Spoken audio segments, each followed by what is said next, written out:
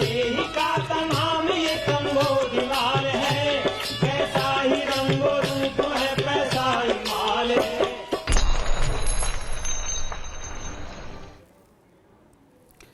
नमस्कार, मैं हूं शुभम शंकरधर। आप देख रहे हैं मनी 9 और मनी 9 की खास पेशकश मनी सेंट्रल। मेरे साथ स्टूडियो में मनी 9 के एडिटर अंशुमान तिवारी जी जुड़ गए हैं। सर, बहुत स्वागत है आपका। मैं ऑन द शो पढ़ूं बताऊं, आप बताइए आज के कार्यक्रम की सबसे बड़ी खबर वो कौन सी है जिसका आप विश्लेषण करने वाले हैं?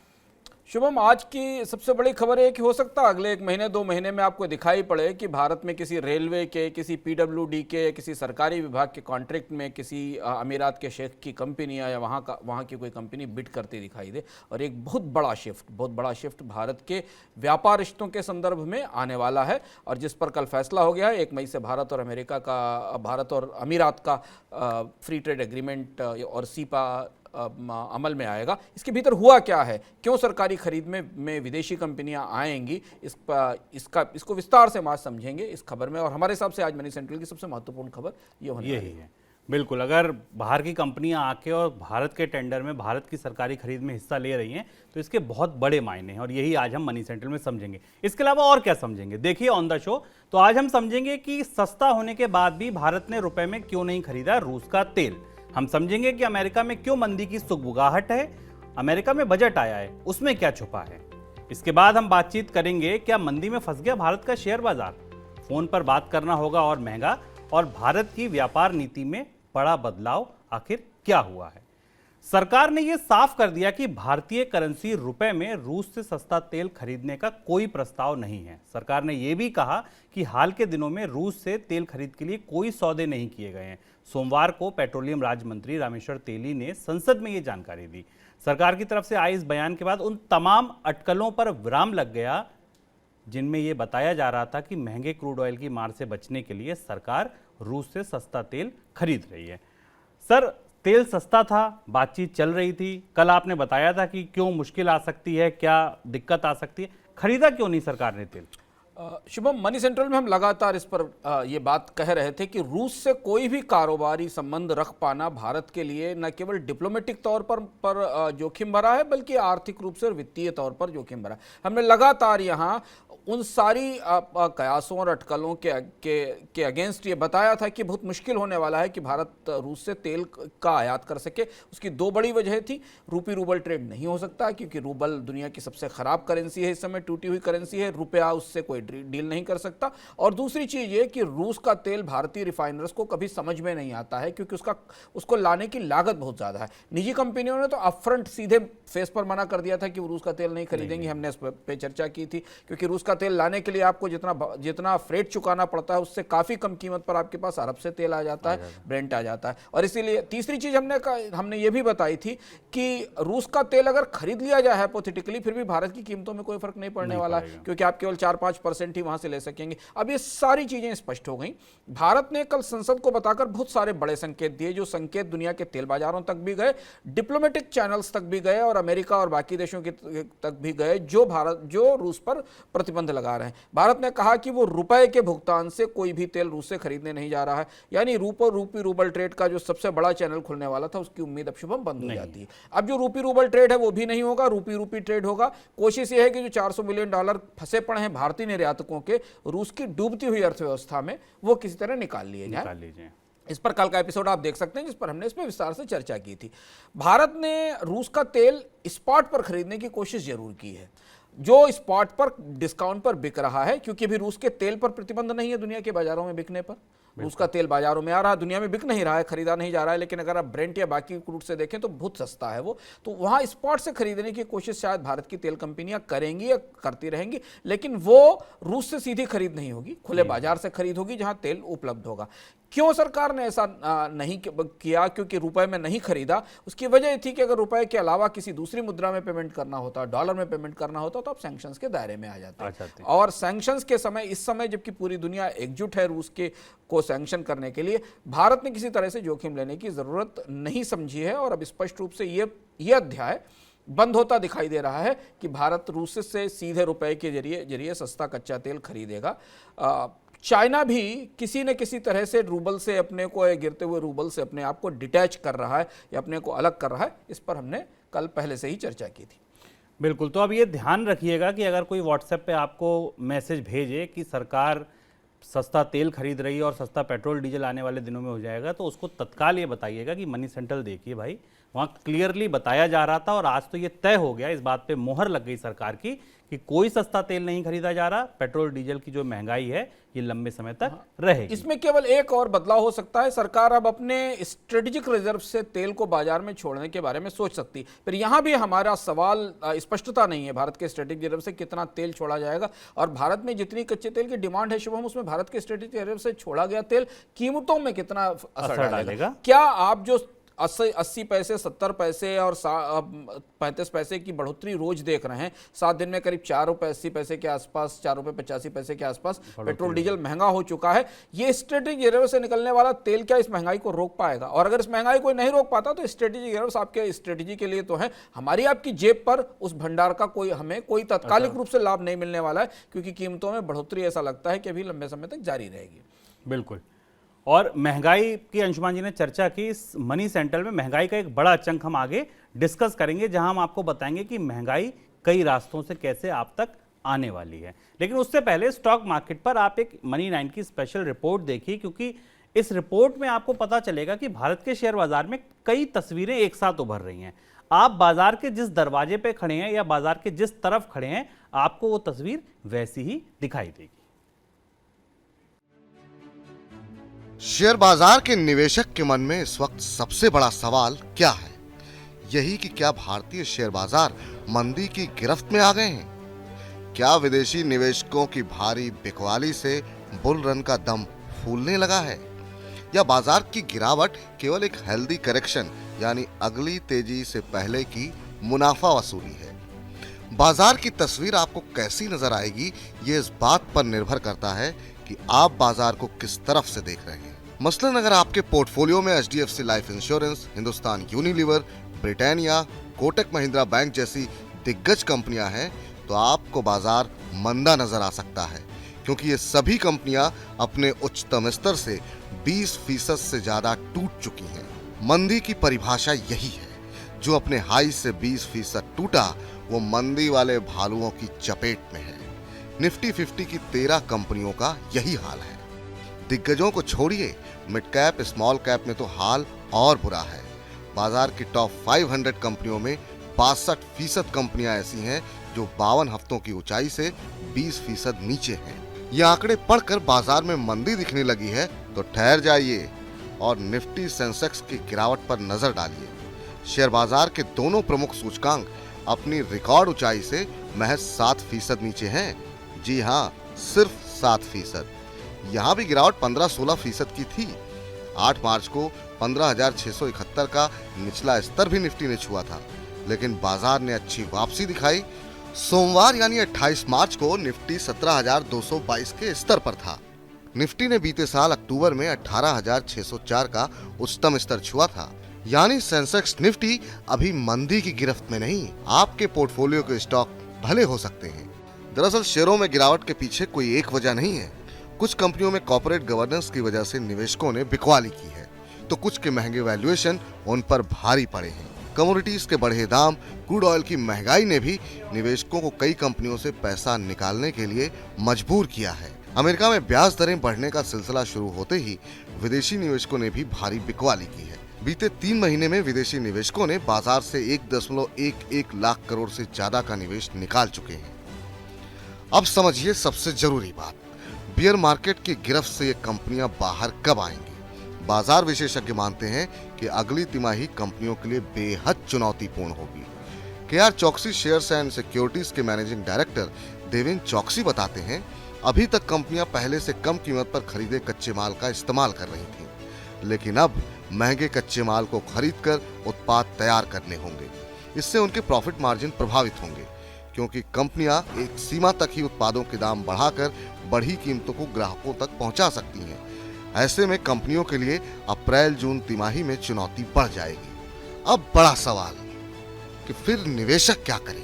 बाजार में फिलहाल कोई साफ दिशा दिख नहीं रही है। विशेषज्ञों की सलाह यही है कि फिलहाल नकदी पर बैठें, अच्छी कंपनियों में धीरे धीरे खरीदारी करने लगे। विदेशी निवेशकों के वापस लौटने और कंपनियों के मार्जिन सुधरने पर ही बाजार में नई तेजी की उम्मीद बनेगी।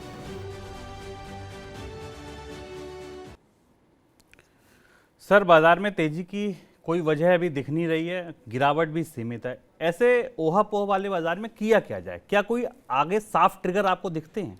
यहाँ से बाजार में शुभम दो बहुत महत्वपूर्ण ट्रेंड दिखाई देते हैं। ये बात स्पष्ट है कि बाजार साइडवेज है, वॉलेटिलिटी दिखाई देगी, हमें 300-400 पॉइंट के रेंज में रहेगा बाजार। निगेटिव डाउनसाइड रिस्क ज़्यादा है, महंगाई को लेकर, ब्याज दरों में बढ़ोतरी को लेकर, ग्लोबल जियोपॉलिटिकल चैलेंजेस को लेकर। जो सबसे महत्वपूर्ण बात हमें समझना ज़रूरी है मीडियम टर्म इन्वेस्टर्स को और लॉन्ग टर्म इन्वेस्टर्स को, ट्रेडर्स के अलावा, कि पहली बार भारत के शेयर बाजार में कंपनियों की बैलेंस शीट में पर दबाव दिखना शुरू हो रहा है। हमने कंपनियों का कुछ भी हुआ हो, नौकरियों का कुछ भी हुआ हो, रोजगारों का कुछ भी हुआ हो, खपत का, 2020 से लेकर 2022 तक हमने सेक्युलर प्रॉफिट ग्रोथ देखी कंपनियों की। वैरायटी ऑफ रीजंस थे, विस्तार से हम इस पर चर्चा करते रहे। ऑलमोस्ट उनके प्रॉफिट मार्जिन 2003-4 के बाद रिकॉर्ड लेवल पे थे, 10% के लेवल के आसपास पे सारी कंपनियों के प्रॉफिट मार्जिन से, जो निफ्टी में करीब 1700-1800 बड़ी कंपनियां और हर सेक्टर की कंपनियों के मुनाफे जबरदस्त थे। उसका एक फायदा कंपनियों के वैल्यूएशन के तौर पर मिला और भारतीय बाजार घूम फिरकर कहीं ना कहीं महंगे वैल्यूएशन वाले बाजारों में शामिल होने लगा। अब चुनौती यहां से ये शुरू हो रही है कि कंपनियां भारत में धीमे धीमे डिमांड बढ़ना शुरू हो रही है, क्योंकि अर्थव्यवस्था खुल रही है, लॉकडाउन खत्म हो रहा है। कंपनियों को दो तरीके की महंगाई अपने सर पर झेलनी पड़ रही है, पहली कच्चे माल की महंगाई और दूसरी पूंजी की महंगाई। चलिए, पूंजी की महंगाई सबके लिए नहीं है, बहुत सारी कंपनियों के पास कैश रिजर्व्स हैं, उसका इस्तेमाल कर सकते हैं, पर कच्चे माल की महंगाई से बचना किसी भी कंपनी के लिए संभव नहीं है। तो इसलिए मांग को बढ़ावा देने के बजाय कंपनियां कीमतों को बढ़ावा देने पर जिद के साथ आगे बढ़ रही हैं। और लगातार हम इस पर चर्चा करते रहे, चाहे FMCG देखिए, चाहे सीमेंट देखिए, स्टील देखिए, इलेक्ट्रिक गुड्स देखिए, सब जगह कंपनियों ने कीमतें बढ़ाई हैं। लेकिन शुभम, इसकी एक सीमा है। कच्चे कितनी कीमतें बढ़ाई जा सकती हैं? आप 10 रुपए की पैकेजिंग प्रोडक्ट को 50 रुपए में तो नहीं बेच सकते। आप थोड़ा बहुत उसमें क्वांटिटी घटा सकते हैं कि अगर साबुन 70 ग्राम का है तो उसे आप 65 ग्राम का कर सकते हैं, पर 50 रुपए के साबुन को आप 30 ग्राम का तो करके नहीं बेच सकते। तो अब यहां से वो दौर शुरू होता है जहां कंपनियों को अपनी बैलेंस शीट पर बढ़ती हुई लागत और घटती हुई मांग का हिट लेना पड़ेगा। और इसलिए अगर आप निवेशक हैं, अगर आप स्टॉक मार्केट में निवेशक हैं, तो कृपया सेंसेक्स और निफ्टी से बेहतर है कि आप कंपनियों की बैलेंस शीट में झांक कर देखिए, वहां भीतर देखिए। यहां बहुत सारी और भी रहस्य छिपे हुए हैं। उसका बाजार में हिस्सा कितना है, उनकी वॉल्यूम ग्रोथ कितनी है, कितने बड़े सेगमेंट को वो कैटर करती हैं, बाजार में मोनोपोली में उनकी क्या स्थिति है, ये सारे फैक्टर्स इसको प्रभावित करेंगे। तो पहली तो चीज़ है कि कंपनियों के प्रॉफिट मार्जिन्स घटते दिखाई देंगे। दूसरी महत्वपूर्ण चीज़ ये है कि इसका सीधा असर हमें कंपनियों के वैल्यूएशन पे दिखाई देगा आने वाले समय में। तो अगर आप लॉन्ग टर्म इन्वेस्टर हैं तो इन वैल्यूएशन को घटने का इंतजार करिए और बाजार में क्योंकि कंपनियां तो मजबूत हैं। और जो दूसरा नेगेटिव ट्रिगर शुभम दिख रहा है वो ये कि महंगाई को बढ़ते जाना है। ये सरकार भी मान रही है, RBI भी मान रहा है, और पूंजी या कैपिटल की लागत भी आने वाले समय में बढ़ेगी, इस बात की भी संभावना दिखाई दे रही है। तो मैक्रो साइड से कंपनियों के लिए कोई बहुत बड़ा ट्रिगर नहीं है। और अगर आप कंपनियों के फंडामेंटल एनालिसिस के तौर पर देखें तो अब कुछ कंपनियां ऐसी हैं जो थोड़े समय तक इसे झेल जाएंगी अपने रिजर्व के जरिए, और कुछ कंपनियां इसे तेजी से पास ऑन करेंगी। तो ये वो दुविधा है जो आमतौर पर मंदी के दौर में, गिरावट के दौर में कंपनियों के सामने आती है। और इसलिए बाजार में आपको दो चेहरे दिखते हैं। स्टॉक की साइड से आपको लगता है बाजार मंदी के करीब या मंदी के भीतर खिसक है। 20% की गिरावट, बहुत गिरावट होती है बड़ी कंपनियों में, 20% का लॉस तो पूरे साल भर में इतना रिटर्न नहीं देते हैं निफ्टी और सेंसेक्स जितना गिरावट इन कंपनियों में हुआ है। लेकिन अगर आप दूसरी साइड से देखें तो आपको ये दिखाई देगा कि जो टॉप लाइन इंडेक्सेस हैं उनमें वो प्रॉफिट स्क्वायर अप हो रहा है। तो बहुत सतर्क रहने की जरूरत है, बाजार साइडवेज मूव करेंगे और इसमें स्ट्रेटजीज को थोड़ा संभल कर बनाना जरूरी है। बिल्कुल, और अपने पोर्टफोलियो का रिव्यू करते रहें। और जैसा अंशुमान जी ने बताया कि स्टॉक जो आपकी पोर्टफोलियो में उनकी भीतरी पड़ताल, उनके बारे में जानना समझना ज्यादा जरूरी है बजाय ब्रॉडर मार्केट को देखने के। अपने आसपास कान खुले रखिए। क्या आप जो चीजें खरीद रहे हैं, आप जिस शॉपिंग मॉल में जो शॉपिंग कर रहे हैं, क्या उन्हीं तरीके की कंपनियों में आपने पैसा लगा रखा है? उनके कच्चे माल क्या है, उनकी धातु क्या है, उनकी इंग्रेडिएंट्स क्या है, उनमें कितना असर पड़ रहा है? इससे आपको बहुत कॉमन सेंस अंडरस्टैंडिंग मिल सकती है कि आपके स्टॉक्स की परफॉर्मेंस या उस सेक्टर की परफॉर्मेंस कैसी हो सकती है। क्योंकि जब इन्फ्लेशनरी इकोनॉमी होती है, जब रॉ मटेरियल के प्राइसेस बढ़ते हैं तो चीजें बहुत तेजी से क्वार्टर टू क्वार्टर बदलती हैं और इसलिए करीब से समझना जरूरी है उसको। और इसको समझने में आपकी मदद, आपकी समझ को समृद्ध करने में मदद कर सकता है मनी सेंट्रल और मनी 9 के डिफरेंट प्रोग्राम्स जो हम दिन भर शोज लेकर आते हैं। 80-90 पूरे 100 से लेकर और जागते रहो तक, आप उनको देखना बिल्कुल ना भूलिए। आगे बढ़ते हैं। अमेरिका में एक बार फिर से आर्थिक मंदी की बातें शुरू हो गई हैं। ये बातें शुरू क्यों हुई हैं? वो इसलिए शुरू हुई हैं कि अमेरिका में 10 साल और 2 साल की ट्रेजरी की बॉन्ड यील्ड के बीच का अंतर नेगेटिव होने में सिर्फ 20 बेसिस पॉइंट दूर है। एक साल पहले ये अंतर 140 बेसिस पॉइंट का था। इसका मतलब ये था कि 2 साल के बॉन्ड यील्ड अगर 5 पर हैं तो वो 6.25 या 6.5 पर है, तो 150 बेसिस पॉइंट का जो अंतर था वो अब घटकर केवल 20 बेसिस पॉइंट का रह गया है। और जैसे ही ये नेगेटिव होगा, इसको आर्थिक मंदी का इंडिकेटर माना जाता है। सर, पहला सवाल, इसको आर्थिक मंदी का इंडिकेटर माना क्यों जाता है?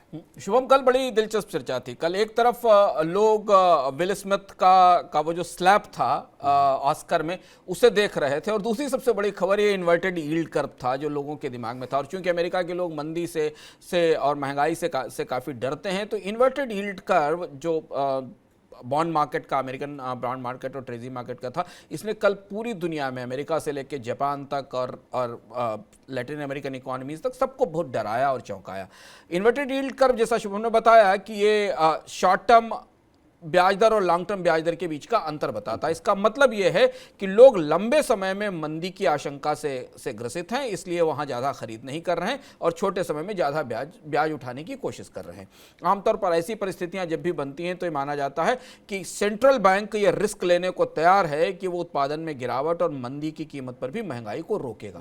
शुभम, अमेरिका के फेडरल बैंक का इतिहास इन्हीं दुविधाओं के बीच का इतिहास है। इसकी बहुत सारे अलग अलग किस्से और एनेक्डोट्स हैं, पर ऐसा लगता है कहीं ना कहीं इस कर्व को देखने के बाद, जब इस कर्व के पीछे मैक्रो इकोनॉमी या पॉलिसीज को हमने समझने की कोशिश की, मार्केट को देखने की कोशिश की, तो इससे लगता है कि अमेरिकी रेगुलेटर और अमेरिका के जो सरकार है, वो मंदी की कीमत पर महंगाई को रोकने को तैयार हो रही है। और उसे यील्ड कर्व केवल हमको और आपको नहीं दिख रहा है, फेडरल रिजर्व के चेयरमैन को भी दिख रहा है, अमेरिका के ट्रेजरी को भी और अमेरिका के बाकी लोगों को भी दिख रहा है। और लॉन्ग टर्म यील्ड कर्व ये संकेत दे रहा है कि ब्याज दरें बढ़ती बढ़ेंगी, क्योंकि फेडरल रिजर्व ने कम से कम 4 बढ़ोतरी की तो घोषणा कर ही दी है। तो अब वहां ये एक तरह से ये पॉलिसी लेवल पर फैसला होता दिख रहा है कि पहले लोगों को महंगाई से बचाना जरूरी है, लोगों की जिंदगी जीने की लागत में बढ़ोतरी रोकना जरूरी है, अर्थव्यवस्था की ग्रोथ को थोड़ा बाद में देख लिया जाएगा। और ये उसका नज़ारा है जो नज़ारा हमें इन्वर्टेड यील्ड कर्व में या बॉन्ड मार्केट के में दिखाई देता है।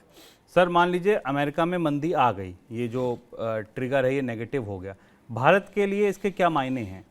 भारत के लिए 2 तरीके के मायने हैं। पहली चीज तो ये कि अमेरिका में मंदी होने का मतलब है कि आप मीडियम टर्म में, शॉर्ट लॉन्ग टर्म में माने कि उस मंदी से उबरने के लिए अमेरिका में फिर ब्याज दरें कम होंगी, वही सारी प्रोसेस अपनाई जाएगी जो पुरानी चीजें अपनाई जाती हैं। लेकिन तात्कालिक तौर पर अमेरिकी अर्थव्यवस्था में मंदी तो हम नहीं कहेंगे, लेकिन अमेरिकी अर्थव्यवस्था में स्टैगफ्लेशन की संभावनाएं दिखाई देती हैं। ऐसी बात तो इस यील्ड कर्व से और वहां के जो प्रमुख अधिकारी हैं उनके बयान और उनके विश्लेषणों से समझ में आता है। दुनिया के सबसे बड़े बाजार में जब स्टैगफ्लेशन आती है तो उसका असर बाकी देशों की अर्थव्यवस्थाओं पर भी पड़ता है। और अमेरिका में ब्याज दरें बढ़ते जाने का मतलब है कि बहुत सारे और भी देश ब्याज दरें बढ़ाएंगे। तो एक बड़ा हिस्सा दुनिया की टॉप 3-4 अर्थव्यवस्थाओं का स्टैगफ्लेशन के दौर में प्रवेश कर सकता है, जिसका सबसे बड़ा और सबसे पहला असर भारतीय शेयर बाजार पर होगा, जिस पर हमने आज भी विस्तार से चर्चा की और पहले भी चर्चा की। हमसे पहले वो विदेशी निवेशक जो अक्टूबर से बेचना शुरू कर रहे हैं, उन्हें यह लग रहा है कि अमेरिकी फेडरल रिजर्व अब एक ऐसी उलझन में फंस गया है जहां उसे एक के बदले एक को गंवाना पड़ेगा। तो फिलहाल वो ग्रोथ गंवाने को तैयार है, डिमांड गंवाने को, लेकिन महंगाई झेलने को तैयार नहीं। और ये वो ट्रेड ऑफ है, ये वो कठिन विकल्पों का चुनाव है, ये वो चॉइस है जो दुनिया की किसी भी देश की सरकार या बैंकर्स को करना होता है। ये ऐसा संकेत उसमें से मिलता है। सर, कल अमेरिका का बजट भी आया था, वहां क्या कुछ खास था? अमेरिका के बजट में काफ़ी बड़ा प्लान जो बाइडेन ने प्रस्तुत किया, करीब 5.7 ट्रिलियन डॉलर के आसपास का प्लान, 5.8 ट्रिलियन डॉलर का मैसिव प्लान जो बाइडेन ने प्रस्तुत किया। खैर वो अमेरिका की इकोनॉमी के लिए था। जो सबसे महत्वपूर्ण प्रपोजल वहाँ का अमेरिका के बजट से आया वो था सुपर रिचेज और रिचेज पर टैक्स लगाने का। डेमोक्रेट्स का ये लगातार वादा था चुनाव के दौरान, जब ट्रंप के साथ चुनाव हो रहा था, कि अमेरिका में कुछ लोगों की बहुत ज़्यादा इनकम है, उनकी कमाई बहुत ज़्यादा है, तो उनके ऊपर एक स्पेशल टैक्स है, उन पर इनकम टैक्स लगाया जाए। तो एक मिनिमम टैक्स लगाया गया है जिससे करीब $100 बिलियन के आसपास का कलेक्शन मिलेगा। ये एक तरीके का पॉलिटिकल कमिटमेंट था जो बाइडेन का चुनाव के समय। तो जो जिनके पास जो 100 मिलियन से ऊपर की आय वाले लोग हैं उनके ऊपर 0.01% का एक वेल्थिएस्ट लोगों के ऊपर एक टैक्स लगाया जाएगा। और यहाँ से अमेरिका में और दुनिया के कई देशों में वेल्थ टैक्स की बहस शुरू होगी कि जो वेल्दी लोग हैं उन पर कैसे टैक्स लगाया जाए। और कल बाइडेन ने कहा कि वेल्दी विल फाइनली पे देयर फेयर शेयर, यानी अमेरिका से बहस शुरू हो रही है कि दुनिया में जो बहुत रिच हैं, सुपर रिच हैं उन्हें कुछ आगे बढ़कर थोड़ा ज़्यादा टैक्स पे करना चाहिए। पूरे कोविड के दौरान हमने पूरी कॉर्पोरेट्स के मुनाफे बढ़ते देखे। हमने लगातार वो खबरें देखी कि इनकम इनइक्वलिटी किस तरह से बढ़ी, कुछ लोगों के हाथ में ज़्यादा पैसा पहुंच गया, कुछ लोग गरीबी की रेखा से और नीचे खिसक गए। और भारत इस मामले में अपवाद नहीं है, भारत में भी परिस्थिति देखी गई। तो क्या ये दुनिया में वेल्थ टैक्स की डिबेट को ट्रिगर करेगा? क्या अन्य देश भी ऐसा करेंगे कि वो अपने यहाँ सुपर रिचेस पर अलग से टैक्सेशन लगाएं? ये हमें देखना होगा। पर अमेरिका में इसकी शुरुआत हो गई है, जो रिपब्लिकन पार्टी के पुराने तौर तरीकों से बिल्कुल अलग है और अमीरों से ज़्यादा टैक्स देने के लिए कहती है। बिल्कुल। और भारत के लोगों को ये बात ज़्यादा ध्यान से इसलिए सुननी चाहिए क्योंकि आय असामान्यता वाले देशों में भारत शीर्ष पर है। भारत सरकार ने अपनी व्यापार नीति में बड़ा बदलाव करते हुए यूएई की कंपनियों को सरकारी टेंडर में बोली लगाने की छूट दी है। नीति में ये बदलाव पिछले महीने दोनों देशों के बीच एफटीए के तहत हुआ है। नई नीति के मुताबिक सरकारी टेंडरों में यूएई की कंपनियों को वही दर्जा प्राप्त होगा जो भारत की कंपनियों को मिलता है। अब बड़ा सवाल यह है कि आने वाले दिनों में और एफटीए होने, ऑस्ट्रेलिया के साथ, यूके के साथ, क्या सरकार वहां भी इस नीति को अपनाएगी? सर, ये नीति में बहुत बड़ा बदलाव है, क्या कुछ बदलेगा इसके बाद? शुभम, 2011 में भारत ने अपना अंतिम व्यापार समझौता सीपा या एफटीए कहें वो जापान के साथ किया था। इस नीति में एफटीए के भीतर, एफटीए के भीतर के जो प्रोविजंस निकलकर सामने आ रहे हैं, जिन्हें हम पढ़कर आज विश्लेषित करने की कोशिश करेंगे, जो 1 मई से प्रभावी हो रहा है, यहां से भारत के व्यापार नीति पर स्वदेशी का असर खत्म होने की शुरुआत हो जाती है। पिछले 7 साल जिस स्वदेशी के दबाव में, जिस कंजर्वेटिज्म के दबाव में, जिस दरवाजे बंद रखने के दबाव में और उस व्यामोह में या उस मोह में आरसेप से बाहर निकालने के फैसले लिए गए थे, यह फैसला कहीं उससे और ज़्यादा बड़ा और ज़्यादा लिबरलाइज होकर जाता है। भारत सरकार ने अमीरात को जो रियायतें दी हैं इस फ्री ट्रेड एग्रीमेंट में, उसमें सबसे बड़ी और सबसे महत्वपूर्ण रियायत, और शायद अभी तक किसी भी देश को इस तरीके की रियायत फ्री ट्रेड एग्रीमेंट में नहीं दी गई, कि जो सरकार की खरीद होगी उसमें यूएई के सामानों को स्वीकार किया जाएगा, वो बोली लगा सकेंगे और सप्लाई कर सकेंगे।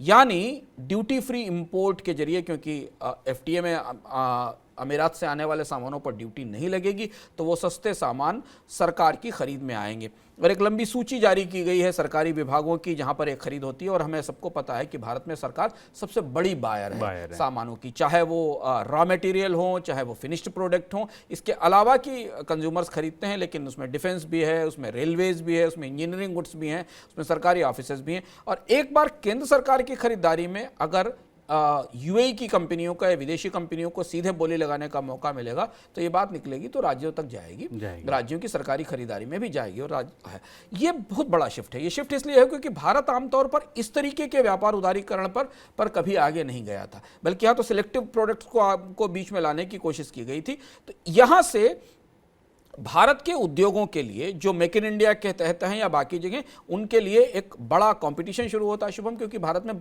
एमएसएमई और कुछ बड़ी कंपनियों का एक बड़ा कारोबार है, बड़ा ट्रेड सरकार के साथ होता है, सरकार की आपूर्ति के आधार पर। जैसे रेलवे के साथ काम करने वाली कंपनियां सरकार को ही आपूर्ति करती है, उसके अलावा तो उनका बाजार में कोई ग्राहक नहीं है। या अगर आप कंस्ट्रक्शन सेक्टर में, इंफ्रास्ट्रक्चर सेक्टर में काम करने वाले सप्लायर्स को देखें, तो उनकी सबसे बड़ी बायर सरकार ही है, इंफ्रास्ट्रक्चर सरकार ही डेवलप करती, चाहे वो सड़क पुल बनाती हो। तो यहां से एक नए तरीके की दौर व्यापार उदारीकरण की शुरुआत होती है। और ये उदारीकरण आने वाले समय में बहस का, विवाद का मुद्दा बनेगा कि उसके कुछ और प्रोविजन है जिस पर हम आगे बात करते हैं दूसरे सवाल में। सर, मेक इन इंडिया का क्या होगा? क्योंकि उसकी तो पूरी बहस ही इस बात पर थी कि देश में ज़्यादा से ज़्यादा सामान बने। अब अगर बाहरी कंपनियां आएंगी तो वो तो हतोत्साहित होंगे। आज ये काफ़ी तीखी प्रतिक्रिया आई इस पर, और ये सवाल लघु उद्योग और बाकी लोग पूछ रहे हैं, क्योंकि मेक इन इंडिया में हम देश में अपने यहाँ सामान बनाकर अपने देश को आत्मनिर्भर बनाने के लिए उसे विदेश में भेजना चाहते थे। अब यहाँ बड़ा डिफरेंस आएगा कॉस्ट में, ऐसा लगता है, क्योंकि भारत में बनाने वाली कंपनियों पे जीएसटी और बहुत तरीके के टैक्स लगते हैं, उनकी प्रोडक्शन कॉस्ट भी ज़्यादा है, बिजली की लागत ज़्यादा है, फ्यूल की लागत ज़्यादा है, कच्चे माल की लागत पर हम बराबर चर्चा कर ही रहे हैं। यूएई से आने वाला सामान सस्ता होगा स्वाभाविक रूप से, और उससे जो भारत के प्रोड्यूसर्स हैं उनके लिए कंपटीशन और चुनौती ज़्यादा बढ़ेगी, खासतौर से सरकारी खरीद के क्षेत्र में।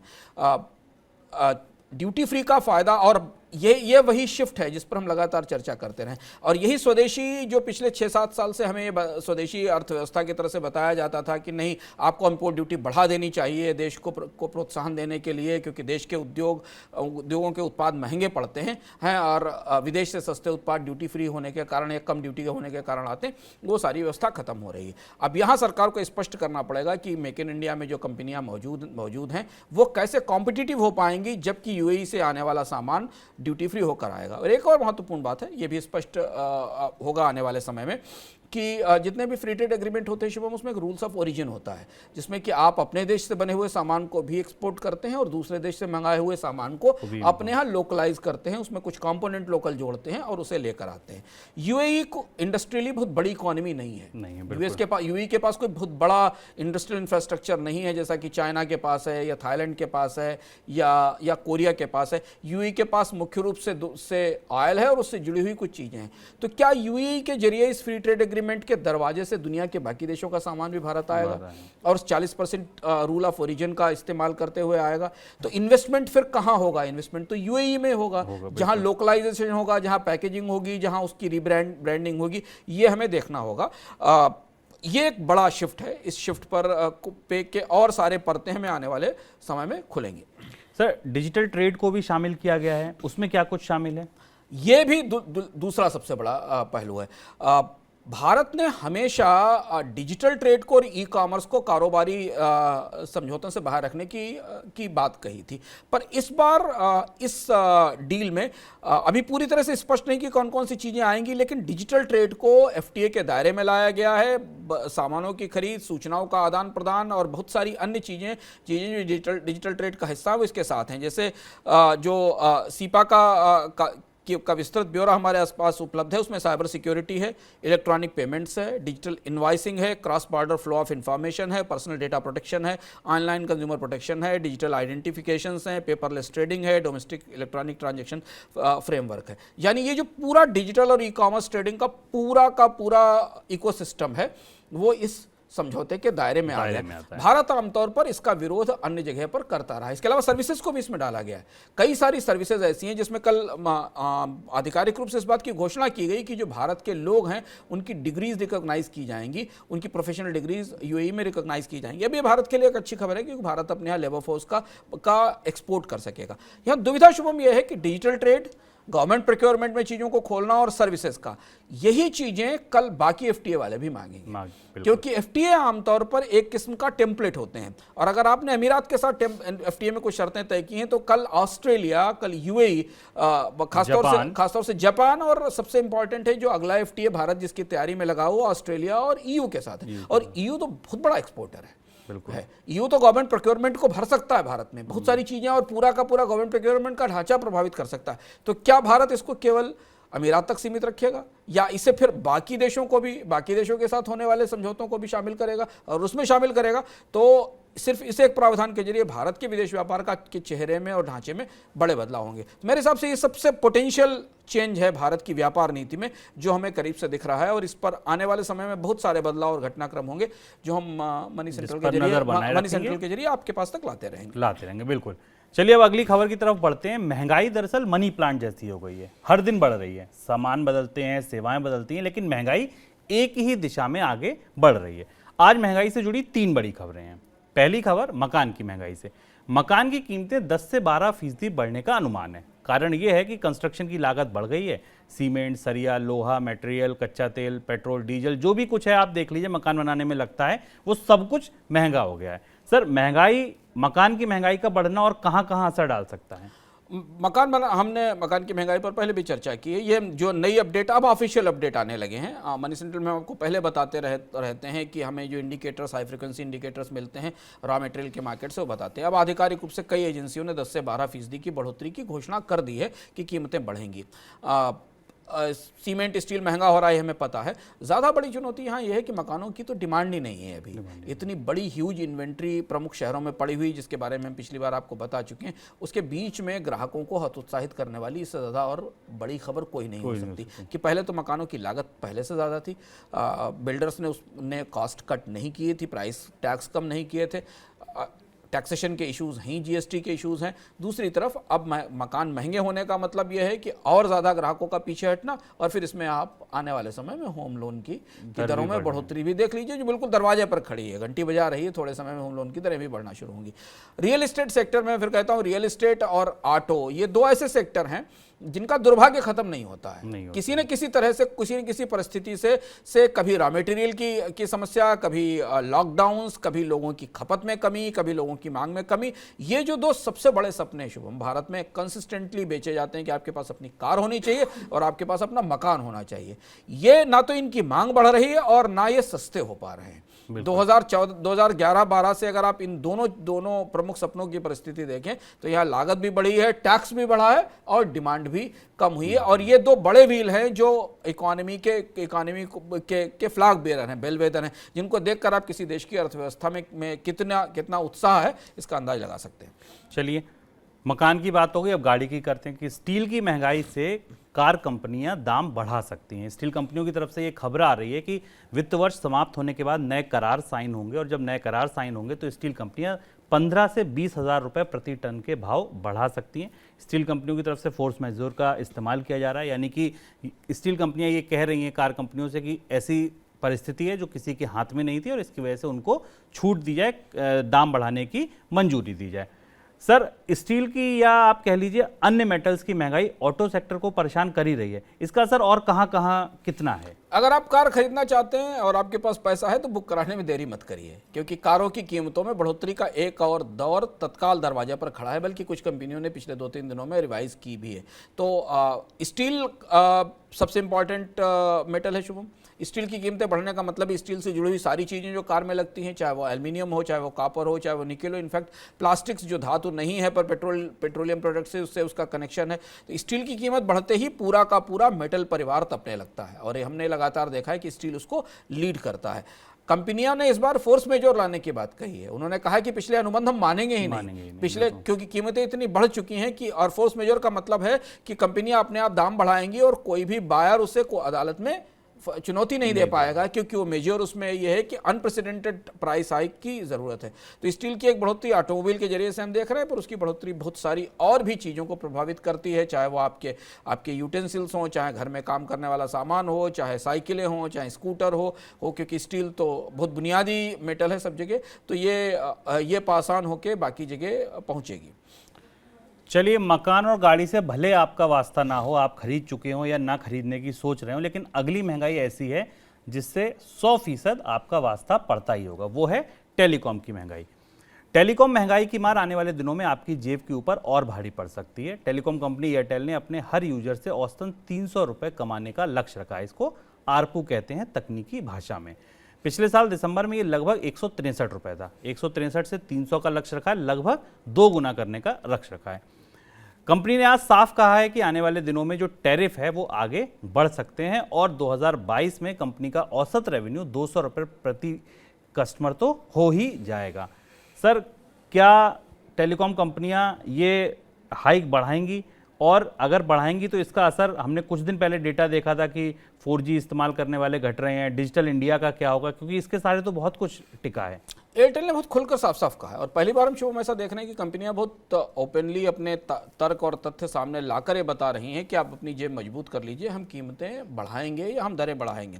एयरटेल ने कहा है कि वो 2 से 3 राउंड में टैरिफ हाइक कर सकती है। एयरटेल का आरपू करीब 163 रुपये, 117 रुपये था Q3 में पिछले साल, जो अब 163 रुपये है। इसे 300 रुपये तक ले जाना है। इसके बदले एयरटेल ने कहा है कि वो 20,000 से 21,000 करोड़ रुपए का इन्वेस्टमेंट करेगी अगले 2-3 साल में। एयरटेल ने एनालिस्ट को अपना प्लान सबमिट किया, जिस प्लान में डेटा रिलेटेड सर्विसेज को बढ़ाना, नई सर्विसेज लाना, वीडियो स्ट्रीमिंग की फैसिलिटीज़ लाना, इन सारी चीज़ों के लिए एयरटेल का जो बुनियादी रेवेन्यू है वो बढ़ना ज़रूरी है, जिसको मारपू कहते हैं, एवरेज रेवेन्यू पर यूज़र। अब अगर आप माने कि एयरटेल अपने हर सब्सक्राइबर से शुभ में 170-180 रुपये कमाती है और उसे इसे 300 रुपये तक कमाना है, तो आप खुद अंदाज कर लीजिए कि आपके मोबाइल फ़ोन के या बाकी सर्विसेज के मोबाइल और ब्रॉडबैंड के बिलों में कितनी बढ़ोतरी हो सकती है। तो एक तो बड़ा असर ये कि स्पष्ट है कि अगर आप मोबाइल फ़ोन रख रहे हैं तो आप इस बात के लिए तैयार रहिए कि आने वाले समय में 2-3 राउंड की बढ़ोतरी होगी, चाहे आप एयरटेल के सब्सक्राइबर हैं या आप जियो या वोडाफोन के सब्सक्राइबर हैं। इरिस्पेक्टिव ऑफ कोई भी कंपनी है, आप इस बात के लिए तैयार हो जाइए कि मोबाइल सर्विसेज कंसिस्टेंटली महंगी होती रहेंगी जब तक कि कंपनियां अपने उस लेवल तक नहीं पहुंच जाती। दूसरी महत्वपूर्ण बात यह कि यह बढ़ोतरी 5G आने से पहले हो रही है। 5G का स्पेक्ट्रम अभी एलोकेट होना है, अगले साल तक सर्विसेज शुरू की जानी है। उससे पहले 4G सर्विसेज की कीमतें अगर एक सर्टेन लेवल तक ऊपर आ जाएंगी तो 5G उससे महंगा ही होगा, उससे सस्ता नहीं होगा। तो ये एक स्ट्रेटजी कंपनियों की ये भी है कि जो बेंचमार्क रेट है जहां से आप माइग्रेट करके 5G पे जाना चाहें, वो बढ़ोतरी भी उसके लिए आप तैयार रहिए कि अगर आप ये सोचते हैं कि 5G सस्ता मिलेगा तो कंपनियां तब तक 4G की दरें वहां तक पहुंचा देंगी जिस दर पर आपको आमतौर पर 5G मिलने की उम्मीद थी या 5G की सर्विस मिलने की उम्मीद थी, वहां तक ये दरों में बढ़ोतरी हो सकती है। अब इसमें एक कैच है कि क्या सरकार स्पेक्ट्रम की दर घटाएगी। TRI का एक पेपर है जो ये कह रहा है कि कंपनियां सस्ता स्पेक्ट्रम चाहती हैं, अगर वो दर घटाती है तो शायद उस पर असर पड़ेगा, लेकिन 4G के साइड से महंगाई, 4G की तरफ से टेलीकॉम टैरिफ बढ़ाने की तैयारी पूरी तरह से हो गई, और जब एयरटेल ने कहा है तो बाकी कंपनियां उसी राह पर आगे चलेंगी, क्योंकि ये टिपिकल डुओपोली मार्केट है और हम उस तरफ बढ़ रहे हैं जहां कंपनियां अब मनमाने ढंग से अपने तौर तरीकों से कीमतें बढ़ा रही। जो आपने कहा डिजिटल इंडिया या डेटा, भारत के सारी क्रांतियां भविष्य की जिस एक चीज पर केंद्रित है वो सस्ता मोबाइल है, सस्ता डेटा है, उसके दिन खत्म हो रहे हैं। ये बात इससे पहले भी हमने एक पैकेज में शायद विस्तार से चर्चा की थी। आप पिछले 1 साल के अंदर अगर 4G के कनेक्शंस के कंजम्पशन में देखिए, डेटा के कंजम्पशन के नंबर देखिए जो बार बार आते हैं, वो ये बताते हैं कि मोबाइल की महंगाई लोगों को चुभ रही है और लोगों की खपत को कम कर रही है। ये बात RBI ने भी अपनी रिपोर्ट में, रिजर्व बैंक गवर्नर ने भी अपनी रिपोर्ट में कहा था कि महंगा मोबाइल बहुत भारी पड़ता है। यानी कि रोटी कपड़ा और मोबाइल तीनों चीज़ें महंगी हो गई और गाड़ी मकान तो है ही है। एक चीज़ अंशुमान जी की बात में जो मैं जोड़ना चाहूँगा वो ये, जी आपको वो ध्यान होगा, मनी सेंटर में हमने जिक्र भी किया था कि बल्क डीजल के रेट 25 रुपये लीटर बढ़े थे, उसका भी असर सर ये टेलीकॉम कंपनियों के लागत पे बढ़ा हुआ, क्योंकि ये तो सबसे बड़े कंज्यूमर्स में से हैं। सबसे बड़े कंज्यूमर्स हैं, उनके टावर्स को रन करने के लिए बल्क डीजल की जरूरत होती है और जेनसेट्स की जरूरत होती है। बिल्कुल। चलते चलते आखिरी खबर, रुचि सोया के 4300 करोड़ रुपए के, माफ कीजिएगा, FPO को सेबी ने बड़ा झटका दिया है। कंपनी पर FPO में निवेश आमंत्रित करने के लिए गलत तरीकों से के इस्तेमाल का आरोप है।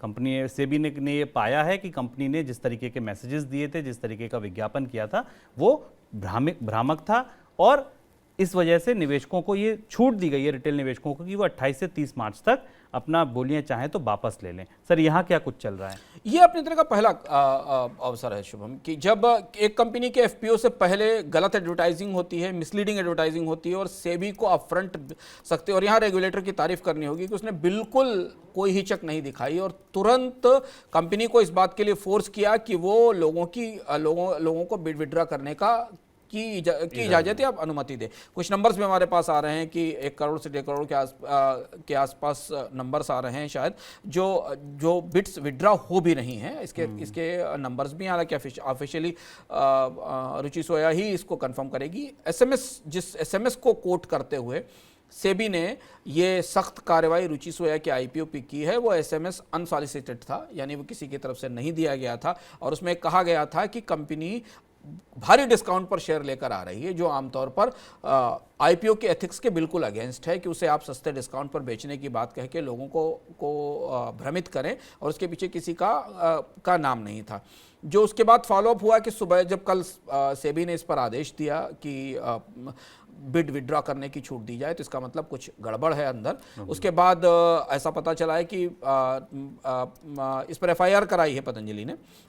ना रुचि सोया की तरफ से इसमें FIR कराई गई है कि ये कंपनी के FPO को लेके गलत मैसेज दिया गया है। अब यहाँ समस्या क्या है कि अगर ये चीज़ वास्तविक रूप से विड्रॉ होती हैं और ये पाया जाता है तो सबसे बड़ा असर शुभ में पड़ेगा कि रुचि सोया की लिस्टिंग डिले हो सकती है। हो सकती है, बिल्कुल। क्योंकि सेबी के नियम इस मामले में, पारदर्शिता के नियम काफ़ी सख्त हैं और इसका असर हमें रुचि सोया की लिस्टिंग पर दिखाई देगा।